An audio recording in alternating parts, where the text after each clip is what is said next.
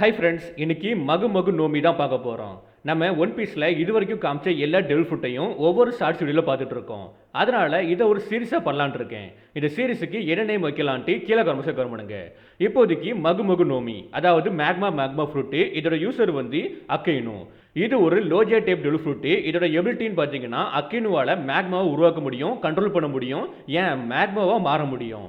Like எரிமலை வெடிக்க போஸ்ல அதிலிருந்து லாவா வெளிவரும்ல, அந்த மாதிரி இவன் பாடியை மாற்ற முடியும். அது மூலமா இவன் எதை டச் பண்ணாலுமே அது வந்து ஒன்று பர்ன் ஆயிரும், அப்படி இல்லைன்னா மெல்ட் ஆயிரும். ஹாக்கி இல்லாமல் அக்கினுவை ஃபிசிக்கலாக ஒன்றும் பண்ண முடியாது. ஏன்னா இவனோட டெவில் ஃப்ரூட் வந்து லோஜியா டைப் டெவில் ஃப்ரூட்டாக இருக்கனால.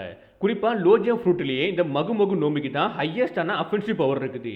லைக் இதால் வந்து மவுண்டெயின்ஸை மெல்ட் பண்ண முடியும், சீயை வந்து வேப்பரைஸ் பண்ண வைக்க முடியும். மேக்மா ஃபயரை விட ரொம்பவே ஹாட்டாக இருக்கும். அந்த ஒரு ரீசனால தான் ஏஸோட மிரமர நோமியை அக்கேனுவால் ஓவர் பவர் பண்ண முடிஞ்சு.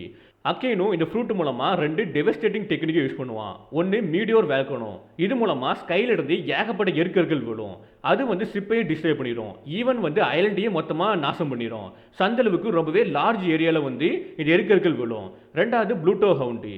இதில் ஒரு ஜெயிண்ட் மேக்மா ஃபிஸ்ட்டை உருவாக்கி அதை வச்சு பஞ்சு பண்ணுவான். இது மூலமாக ஒயிட் பீடே இன்ஜூர் பண்ணியிருக்கான். ஏகப்பட்ட இடத்துல ஓட்டையை போட்டிருக்கான். நிறைய ஃபேன்ஸ் என்ன பிலீவ் பண்ணுறாங்கன்னா அக்கினோட மெகு மெகு நோமி ஆல்ரெடி அவைக்கின் ஐடென்டி. இது மூலமாக ஒரு பேட்டில் ஃபீல்டை கம்ப்ளீட்டாக வந்து லாவாவை மாற்ற முடியும், ஐலண்டை ரீசேவ் பண்ண வைக்க முடியும், குறிப்பாக வேல்கனிக் எரப்ஷன் பண்ண வைக்க முடியும்ட்டு. இந்த விஷயம் 100% கன்ஃபார்ம் கிடையாது. மேபி ஆப்ஸ்கில் நடந்திருக்க வாய்ப்பு இருக்குது. பட் நமக்கு இன்னும் ரிவீல் பண்ணவே இல்லை. இந்த ஃப்ரூட்டோட வீக்னஸ்ன்னு பார்த்தீங்கன்னா as usual sea water, sea prism stone, அப்புறம் ஹாக்கி.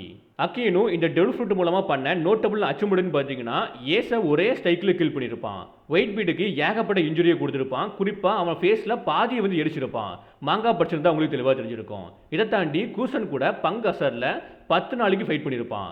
அந்த ஃபைட்டில் வின்னும் பண்ணியிருப்பான். குறிப்பாக அந்த ஃபைட்டு மூலமாக அந்த ஐலண்டோட கிளைமேட் வந்து கம்ப்ளீட்டாக சேஞ்ச் ஆகிருக்கும். அக்கினுவோட மேக்மா ஃப்ரூட்டு அப்சல்யூட் ஜஸ்டிஸை வந்து ரெப்ரசென்ட் பண்ணுது. அவன் வழியில் யார் வந்தாலுமே அதை டிஸ்ட்ராய் பண்ணிடும்.